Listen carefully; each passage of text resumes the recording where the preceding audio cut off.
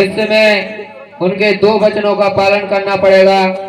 उन्हीं वचनों के कारण आज दशरथ जी को अपने पुत्र जो सबसे प्रिय थे उन्हीं को वन में जाना पड़ा और छोटे पुत्र भरत को राजगद्दी देने का फैसला लिया।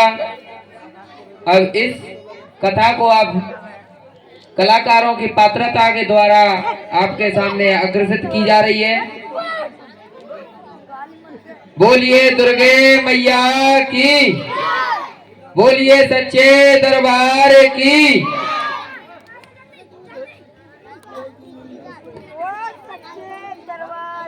मेरे पुत्र राम लक्ष्मण कहाँ हैं? हे महाराज, आप ही ने तो उन्हें वन जाने की आज्ञा दी थी, वो तो वन गमन के लिए सज्ज हो रहे हैं। हे आर्य, रोको उन्हें। हे महाराज, वो भी आप ही की तरह हठी है और वचन से बंधे हुए हैं। जिस प्रकार आपने केकई मैया को वचन दे दिया है, उन्होंने भी अपनी मैया को वचन दे दिया है कि वो भी 14 वर्ष के लिए बंधु। अब तो केवल आप ही उन्हें रोक सकते हैं। वो तुरंत सज्ज होकर आपके सामने उपस्थित होंगे। अब आप चाहो तो उन्हें रोक सकते हो।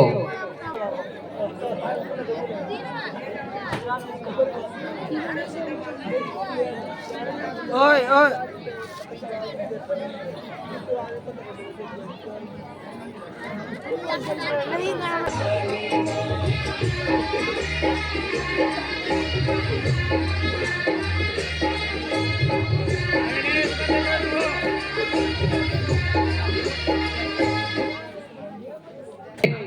कुमार राम और लक्ष्मण पधार चुके हैं।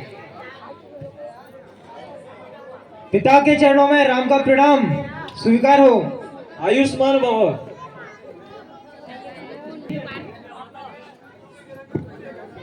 आपने हमको कैसे बुलाया? तुम कहाँ जा रहे हो पुत्र? हे पिताश्री, मैं मां कहने पर वनवास जा रहा हूँ। भूल जाओ पुत्र ऐसे वचनों को और रुक जाओ। हे पिताश्री, हमारे रघुवंशियों में ऐसे वचन नहीं दिए जाते जो एक बार दे दे और दूसरे समय पे भूल जाए। एक कहावत कही है कि प्राण जाए पर वचन न जाए। हे पिताश्री, मैं आपका वचन व्यर्थ नहीं जाने दूंगा जो आपने मां केकई को दिया था। और रही बात मेरे वनवास की, तो 14 वर्ष यूं ही बीत जाएंगे। पुत्र यदि तुम चले गए तो मैं जीवित नहीं रह पाऊंगा। हे पिताश्री, ऐसी व्याख्या ना करें कि मेरा मन विचलित हो जाए। कृपया मुझे हंसी खुशी जाने दें। तुम चाहे कुछ भी कहो, मैं तुम्हें जाने की आज्ञा नहीं दूंगा। पर हे पिताश्री, मैं भी मजबूर हूँ। मैं अपने पिता को ऐसे शर्मिंदा होते हुए नहीं देख सकता और मुझे अपने पिता के वचनों का पालन करना है। मुझे विवश ना करें और हमें जाने की आज्ञा दें। तो फिर पुत्र जाओ, मेरा आशीर्वाद तुम्हारे साथ है। जैसी आपकी आज्ञा। तीनों की तीनों वन के लिए प्रस्थान कर चुके हैं। मैं मर रहा हूँ। हे राम, मृत्यु को प्राप्त हो गए क्योंकि उन्हें अपने पुत्र का शोक बर्दाश्त नहीं हुआ। इसके पीछे का एक छोटा सा रहस्य है।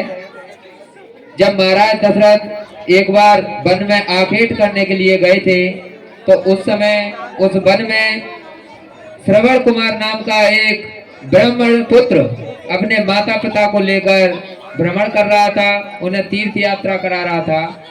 लेकिन राजा दशरथ को नहीं पता था कि वो कौन है, कैसे है, कहां से है। उन्होंने एक मृग समझकर उन पर तीर छोड़ दिया और वो तीर जाकर सीधा श्रवण कुमार के यहाँ पर लग गया। जबकि श्रवण कुमार के माता पिता जन्म से अंधे थे, उन्हें कुछ नहीं दिखाई देता था। जब उन्हें चीखें कोई सुनाई पड़ी तो दशरथ वहां पर दौड़कर पहुंचे। उन्हें पता लगा कि ये तो कोई मृग नहीं, कोई इंसान है। जब उन्होंने उसका परिचय लिया तो उन्होंने बताया कि मेरा नाम श्रवण कुमार है और मैं यहाँ पर पानी लेने के लिए आया था, क्योंकि मेरे माता पिता जन्म से अंधे हैं। मैं उन्हें कावड़ में रखकर यात्रा करा रहा हूँ। जब वो पहुंचे वहां पे तो उन्होंने बताया कि जाओ आप मेरे माता पिता को पानी पिला दो। तो दशरथ जी वहां से उठे और कमंडल में पानी लेकर उन अंधे माँ बाप के पास पहुंचे। तो उन्होंने कहा, लो ब्रह्म ऋषियों, आप पानी पी लीजिए। लेकिन जब वो पानी पीने के लिए हुए तो उन्होंने उनकी आवाज पहचान ली और उन्होंने कहा कि हे दुष्ट, कौन हो तुम? ये हमारे पुत्र श्रवण कुमार की तो आवाज नहीं है। तो उन्होंने पूरा वृतांत सुनाया कि मुझसे धोखे से श्रवण कुमार का अंत हो गया है। तो वो फूट फूट कर रोने लगे और उसी समय उन्होंने दशरथ को एक श्राप दे दिया कि जिस प्रकार आज हम अपने पुत्र वियोग में रो रहे हैं, एक दिन तुम भी अपने पुत्र के वियोग में रोते रोते मरोगे।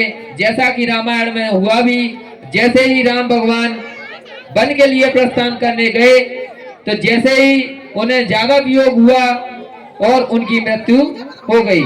तो जाहिर सी बात है, जो श्राप थे, जो अभिशाप थे, वो पूर्ण हुए और जहाँ की बातें थी वहीं पर पूर्ण हुई। एक बार जोर से जयकारा लगाइएगा, बोलिए दुर्गे मैया की, बोलिए सच्चे दरबार की।